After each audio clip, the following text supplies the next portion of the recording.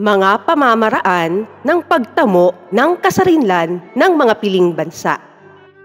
Matapos magising at mamulat sa kaisipang nasyonalismo, ipinagpatuloy ng mga bansa sa Timog Silangang Asya na nasa ilalim ng mga mananakop ang kanilang pagsisikap na makalaya at makamtan ang ganap na kasarinlan. Ating balikan ang konsepto ng nasyonalismo, kasarinlan at pagkabansa sa aral ng nakaraan, ating balikan. Magtapatan tayo. Bansa. Itinatawag ding estado, tumutukoy sa isang lugar na may sariling pamahalaan. Nasyon. Tumutukoy sa pangkat ng mga tao na may iisang kasaysayan, relihiyon o iba pang kombinasyon na bumubuo sa isang pangkat. Kasarinlan, kalayaan sa mananakop at kakayahang itaguyod ang sarili. Nasyonalismo, pagmamahal at pagsisilbi sa bayan. Pagkabansa, katayuang bunga ng pagkakaroon ng mamamayan, teritoryo, pamahalaan at soberanya. Mga pamamaraan ng pagtamo ng kasarinlan ng mga piling bansa. Lubos na naramdaman ang kalupitan ng kolonyalismo at imperialismong kanluranin sa Timog Silangang Asya. Ito ay dahil sa mga hindi makatarungang patakarang ipinatupad ng mga kanluranin sa mga lupain na kanilang sinakop.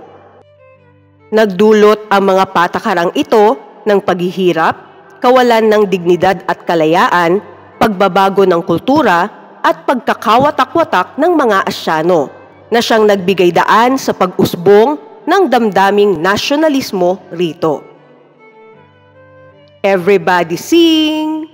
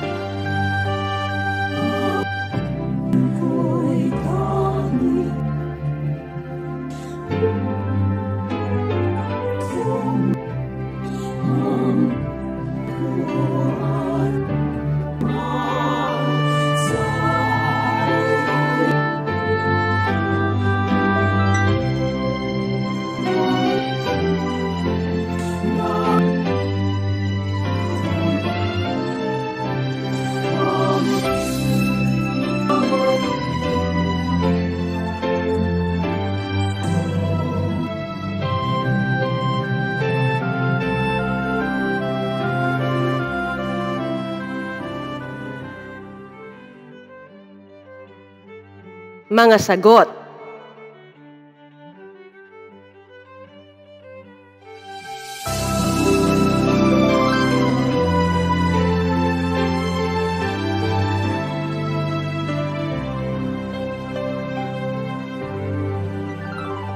Ang bayan ko'y tanging ikaw, Pilipinas kong mahal, ang puso at buhay man sa iyong ibibigay.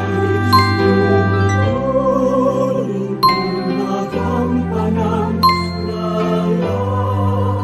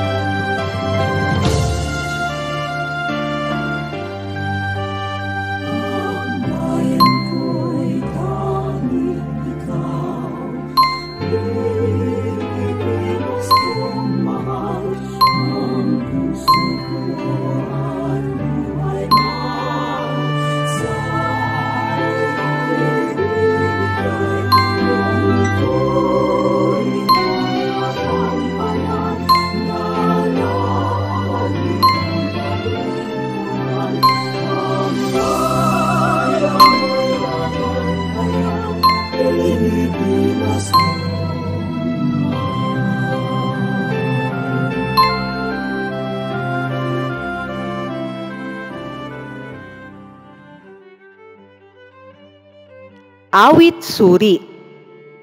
Ano ang mensaheng ipinahihiwatig ng awitin? Mahalaga nga bang maituturing ang pagkakaroon ng kalayaan, pangatwiranan? Ano ang iyong pangunahing naramdaman habang sinusuri mo ang bawat kataga ng nasabing awitin? Nagsimulang sumibol ang damdaming nasyonalismo ng mga Pilipino noon lamang huling bahagi ng ika-19 taon nang buksan ng mga Espanyol ang Pilipinas sa pandaigdigang kalakalan.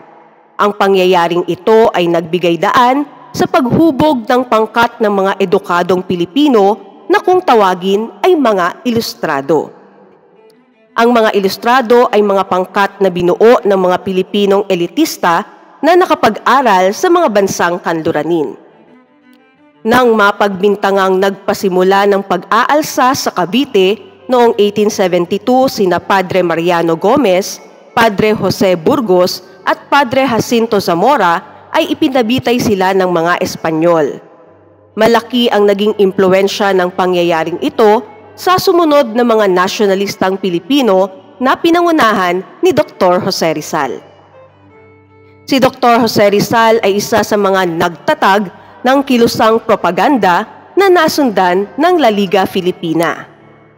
Sa pamamagitan ng pahayagang La Solidaridad, inihayag ng mga ilustrado ang hangad na paglikha ng reforma sa Pilipinas.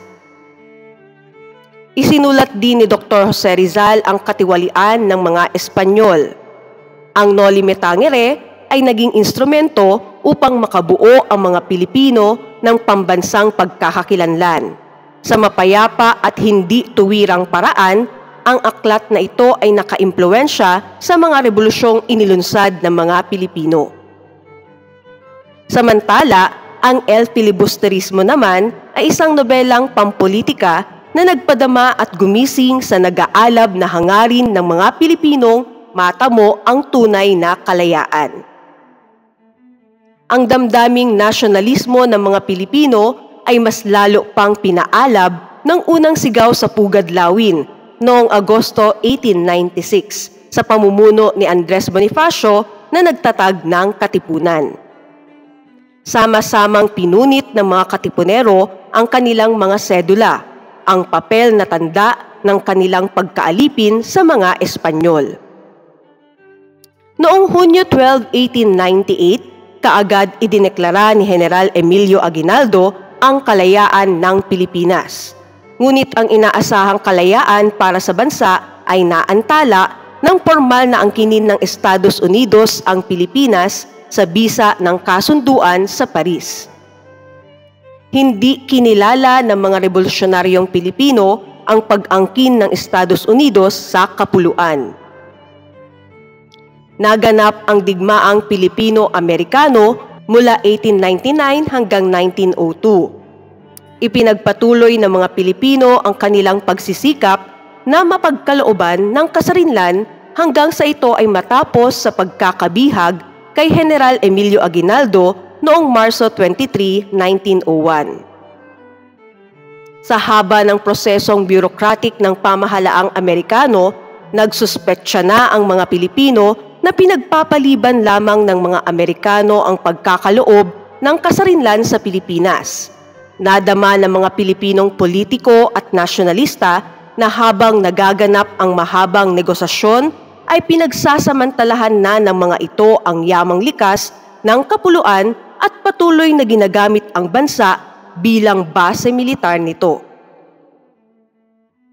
Noong Nobyembre 1933, isinagawa ni Pangulong Manuel Quezon ang huling misyon para sa kasarinlan na naglayong makamit ang mas maayos na batas para sa Pilipinas.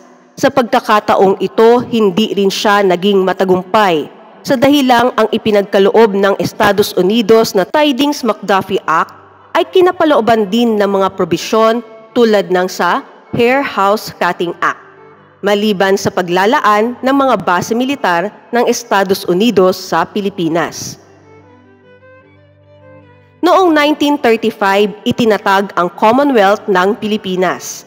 Matapos itong aprubahan ng Estados Unidos at si Manuel Quezon ay nahalal bilang unang Pangulo ng bansa.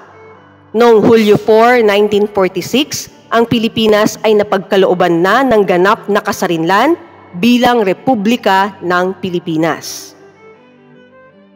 Mula 1946 hanggang 1962 ay ipinagdiriwang ang Araw ng Kalayaan tuwing July 4. Sa bisa ng Philippine Independence Act o Batas Tidings-McDuffie, nakamtan ng ating bansa ang ganap na kalayaan na ating ipinaglalaban mula panahon ng Kastila noong July 4, 1946.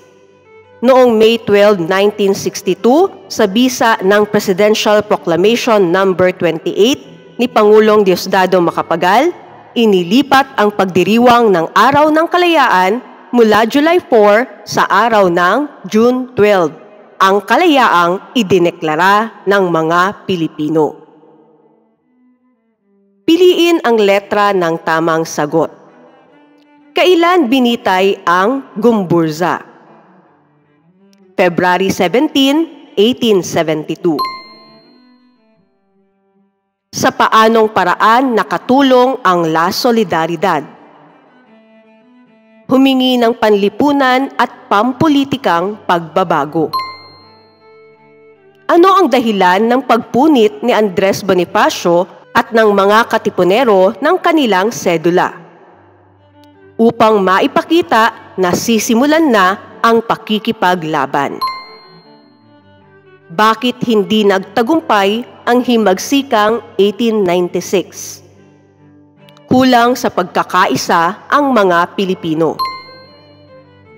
Dahilan kung bakit ginusto ng mga Pilipino na magkaroon ng malasariling pamahalaan upang mapaghandaan ang pamamalakad sa sariling bansa. Makabuluhang pagninilay. Wika ni dating Senador Claro M. Recto, pinagyayaman ng pagkakaroon ng pagpapahalaga sa kasaysayan ang nasyonalismo. Mahalagang malaman ang nakaraan upang magkaroon ng lubos na pangunawa ang mga tao sa kasalukuyan sa mga kaisipan, gawa at pamumuhay ng mga tao noon. Sang-ayon ka ba sa kanyang sinabi? Ipaliwanag ang sagot.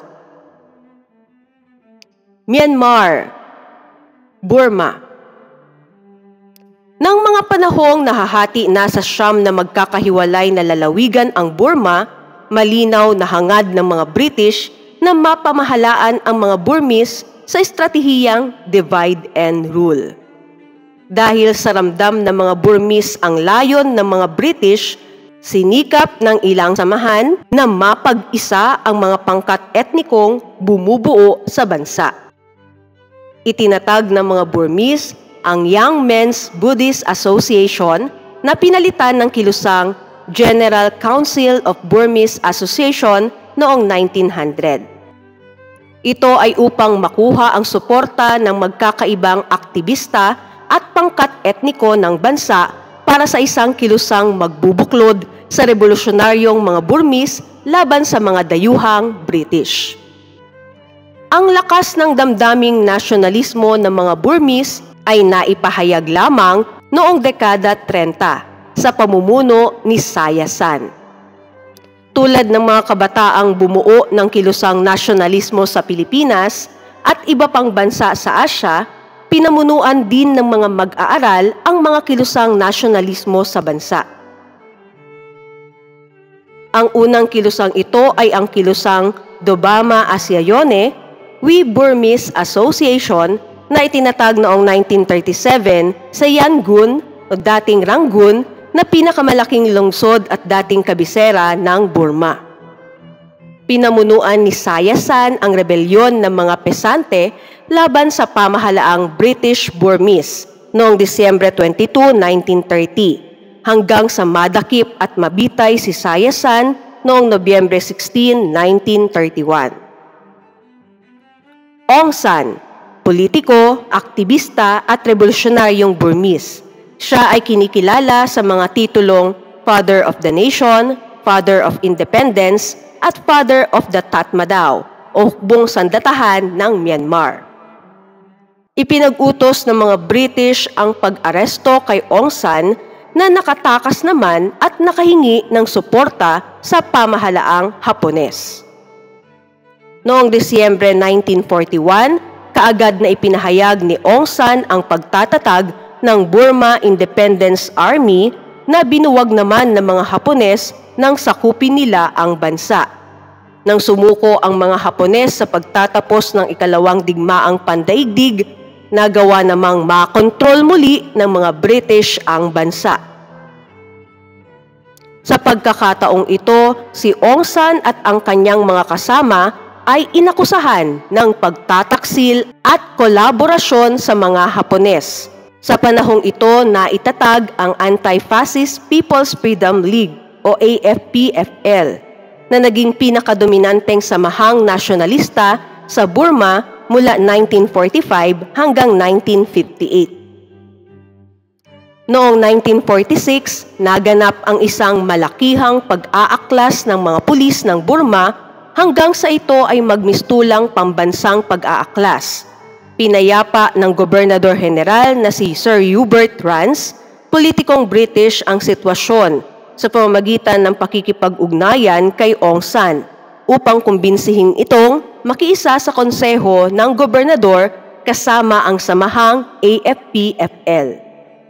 Dito nagsimula ang negosasyon para sa kasarinlan ng Burma noong Enero 27, 1947 sa pamamagitan ng Aung San Atli Agreement.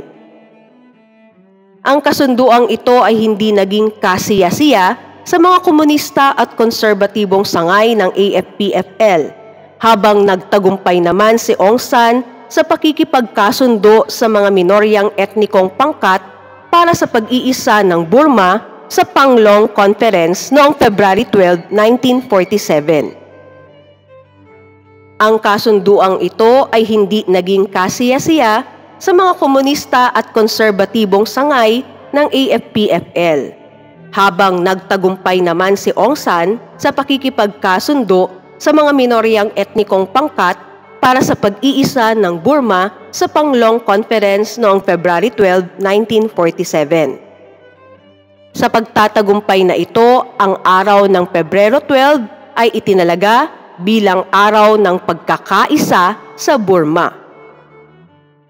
Noong April 1947, si Aung San ay inihalal bilang punong ministro ng British Crown Colony ng Burma. Ito na sana ang magbibigay daan sa pag-isa ng bansa. Ngunit noong Hulyo 19, 1947, si Aung San kasama ang ilang opisyal ng kanyang gabinete ay pinaniniwalaang namatay sa isang ambush na kagagawa ng karibal niya sa politika. Ang araw na ito ay ginugunita bilang araw ng kagitingan o Martyrs' Day sa Burma. Ang Burma Independence Act ay inaprubahan ng Parlamento ng Britain noong December 10, 1947 at ang kasarinlan ay nakamit ng Burma noong Enero 4, 1948 sa pamumuno ni Uno bilang punong ministro ng Republika ng Burma. Pili letra. Sa Timog Silangang Asya, maraming mga nasyonalista ang kumilos upang mapalaya ang kanilang bansa sa imperialismo ng mga kanluranin. Ano ang pagkilos na ginawa ng bayani ng bansang Myanmar? Pinamunuan ni Sayasan ang serye ng rebelyon laban sa mga British noong 1930 hanggang 1932. Kinilala bilang Father of the Nation, Father of Independence, at Father of the Tatmadaw o Hukbong Sandatahan ng Myanmar. Aung San. Sa kalagitnaan ng 1990s, nabuo ang grupo na We Burmans Association. Tinatawag ang mga leader nito bilang masters. Ano ang masters sa wikang Burmese? Takins. Noong 1947, nagkaroon ng kasunduan sa pagitan ng mga leader ng Myanmar at ng pamahalaang Britanya na tinatawag na Aung San Atli Agreement na nagbigay daan sa kalayaan ng Myanmar.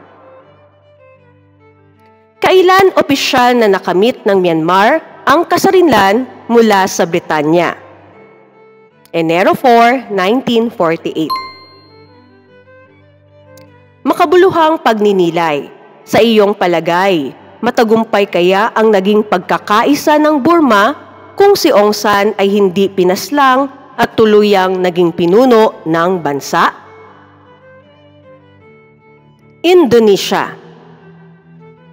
Tulad ng naganap sa Pilipinas, ang mga kabataan mula sa Indonesia na nagtamo ng edukasyong European ang nagsimulang magtatag ng unang samahang nasyonalista sa bansa.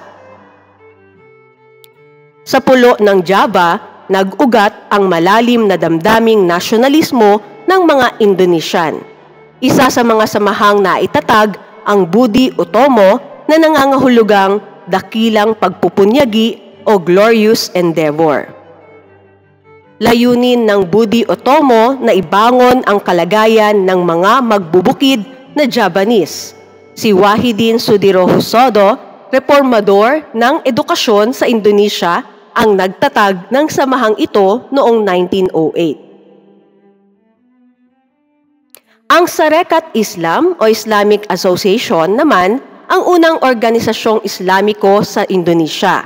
Ito ay tinatag ni Omar Said Djokro Aminoto, isang maimpluwensyang leader na Indones noong 1912. Layunin ng samahang ito ang pagkakaroon ng reformang pangkapayapaan at pangkabuhayan. Ang Partai Komunis Indonesia o PKI ay isang partidong komunista na itinatag noong 1914 ni Henk Sneevliet, isang Dutch socialist. Ang pangkat na ito ay naglunsad ng pag-aalsa ngunit nasawata rin ng pamahalaang Dutch. Bagamat hindi nagtagumpay, nagbigay daan naman ito sa pagkakatatag ng bagong kilusan. Noong 1926, itinatag ang samahang General Study Club na hindi naglaon ay naging Nationalist Party of Indonesia sa ilalim ng pamumuno ni Kusnos Sosroediharjo o Sukarno, leader ng kilusan para sa kalayaan ng Indonesia. Layon ng partido o kilusang ito na himukin ang mamamayang naninirahan sa mga pook urban na makiisa sa kilusan sa paghahangad ng kalayaan. Bunsod ng pagtuligsa ni Sukarno sa mga kolonyalista, siya ay nabilanggo ng 2 taon, mula 1929 hanggang 1931, sa Bandung at mahigit na 8 taon na ipinatapon sa Flores at Sumatra, mula 1933 hanggang 1942. Nang dumating ang mga Hapones sa Indonesia noong Marso 1942, malugod silang sinalubong ni Sukarno na isang politikong Indones. Dahil sa naipatapon ng 8 taon sa Flores at Sumatra ng Indonesia, itinuring ni Sukarno ang mga Hapones bilang personal niyang tagapagpalaya. Dahil sa pangyayaring ito, si Sukarno ang naging pangunahing tagapayo, tagapagpalaganap at tagapangalap ng mga manggagawa at sundalo ng mga Hapones. Bilang kapalit, iginiit niya sa mga Hapones ang pagkakaloob ng kasarinlan sa bansa. Sa pagtatapos ng ikalawang digmaang pandaigdig, iginiit ng mga kabataang radikal na ideklara ni Sukarno ang kasarinlan ng bansa na tinataya nilang ipinagkaloob naman ng mga Hapones. Naganap ang proklamasyon ng kasarinlan ng bansa noong Agosto 17, 1945. Ibig sabihin, ang Japan ang nagtalaga ng kalayaan sa Indonesia sa katwirang ang bansa ay kanilang nasakop noong ikalawang digmaang pandaigdig. Idineklara ng Central Indonesian National Committee si Sukarno bilang Pangulo ng bansa at si Hatta bilang pangalawang Pangulo. Hindi rito natapos ang pagpupursigi ng mga Indones na makamit ang kasarinlan. Noong 1946, kinilala ng United Nations ang formal na pasabi ng Netherlands na ang Indonesia ay isa pa ring kolonya nito. Naganap ang Indonesian War of Independence laban sa mga imperialistang Dutch mula 1945 hanggang 1949. Matibay na inilalarawan nito ang pagsisimula ng kilalang pambansang motto ng mga Indones na Bhinneka Tunggal Ika o Unity in Diversity. Ipinararating ng motto na ito na sa kabila ng maraming komposisyong etniko at etnolinguistiko sa lipunan ng bansa, mararamdaman pa rin ang damdaming pagkakaisa o Indonesianness sa mga Indonesian. Napilitang ilipat ng mga Dutch sa mga Indones ang kapangyarihan sa East Indies. Formal na kinilala ng mga Dutch ang kasarinlan ng Indonesia noong December 27, 1949. Pili letra. Ano ang pangunahing dahilan ng pag-usbong ng nasyonalismo sa Java? Pag-usbong ng edukasyon at kamalayan. Ano ang ibig sabihin ng Budi Otomo? Dakilang pagpupunyagi. Ano ang layunin ng Sarekat Islam? Pagkakaroon ng reformang pangkapayapaan at pangkabuhayan. Kailan naganap ang proklamasyon ng kasarinlan ng Indonesia? Agosto 17, 1945.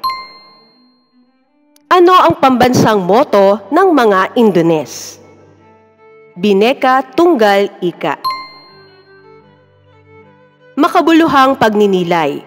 Ipaliwanag ang kahulugan ng motto na Unity in Diversity sa kaso ng pagtatamo ng kasarinlan ng mga Indones.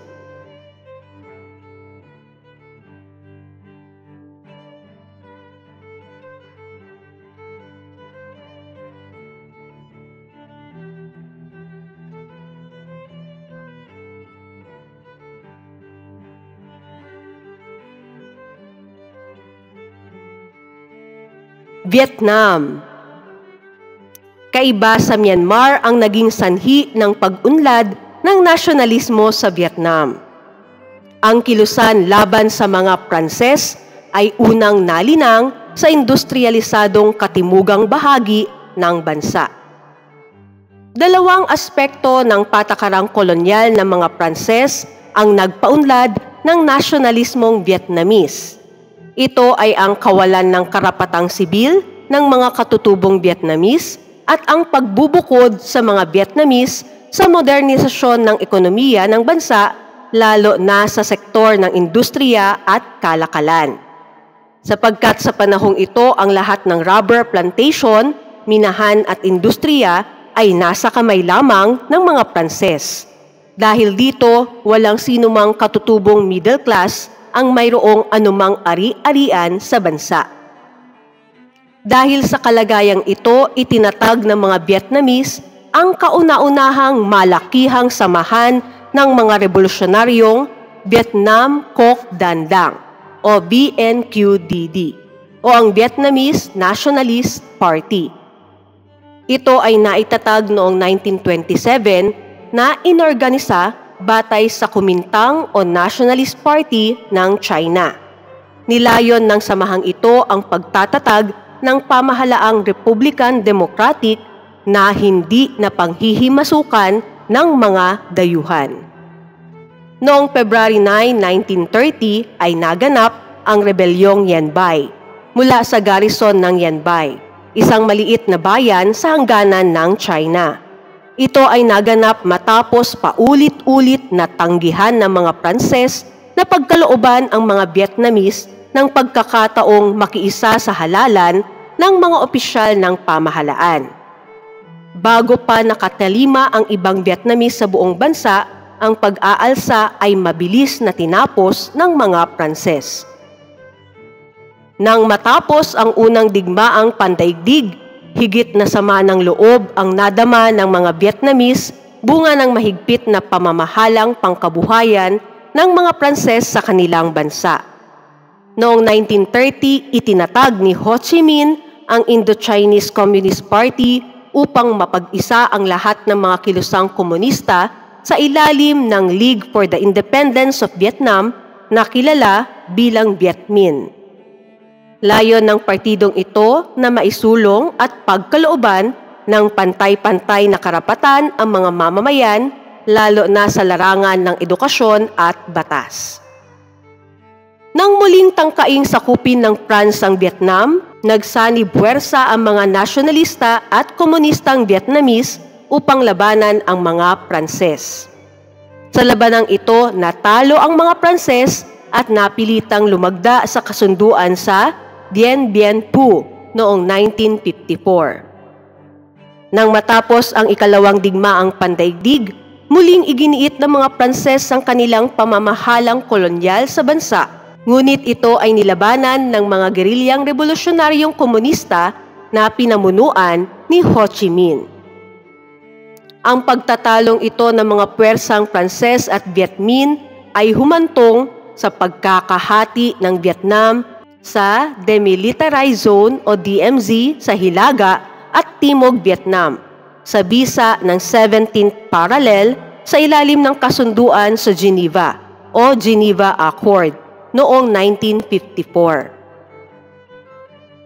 Ang Hilagang Vietnam ay pinamunuan ni Ho Chi Minh, samantalang ang Timog Vietnam ay pinamahalaan ni Ngo Dinh Diem. Noong huling bahagi ng taong 1950, sinimulan ng mga Viet Cong, mga revolusyonaryong komunista sa Timog Vietnam, ang pakikipaglaban sa mga puwersa na laban sa mga komunista sa Timog Vietnam. Hindi naglaon ang mga Viet Cong ay sinuportahan ng hukbong militar mula sa Hilagang Vietnam. Bunsod ng pangyayaring ito, nagpadala ang Estados Unidos ng mga sandata at hukbo sa Timog Vietnam upang suportahan ang bansa sa pakikipaglaban sa komunismo. Nagwakas ang digmaan nang magtagumpay ang mga komunistang Vietnamese na mapabagsak ang pamahalaan ng Timog Vietnam noong 1975. Muling naging isa ang Vietnam sa ilalim ng mga komunista. Pili letra. Ano ang dalawang aspekto ng patakarang kolonyal ng mga Pranses na nagpaunlad ng nasyonalismong Vietnamese? Kawalan ng karapatang sibil at pagbubukod sa modernisasyon ng ekonomiya. Ano ang layunin ng Vietnam CocDan Dang? Pagtatatag ng pamahalaang Republican Democratic na hindi na panghihimasukan ng mga dayuhan. Ano ang naganap noong February 9, 1930? Naganap ang rebelyong Yen Bai. Ano ang layunin ng Indo-Chinese Communist Party? Maisulong at pagkalooban ng pantay-pantay na karapatan ang mga mamamayan, lalo na sa larangan ng edukasyon at batas. Ano ang nangyari noong 1954 sa ilalim ng kasunduan sa Geneva? Nahati ang Vietnam sa Demilitarized Zone o DMZ sa Hilaga at Timog Vietnam. Makabuluhang pagninilay. Ano kaya ang motibo ng Estados Unidos sa pagpapadala nito ng mga armas at hukbo sa Vietnam?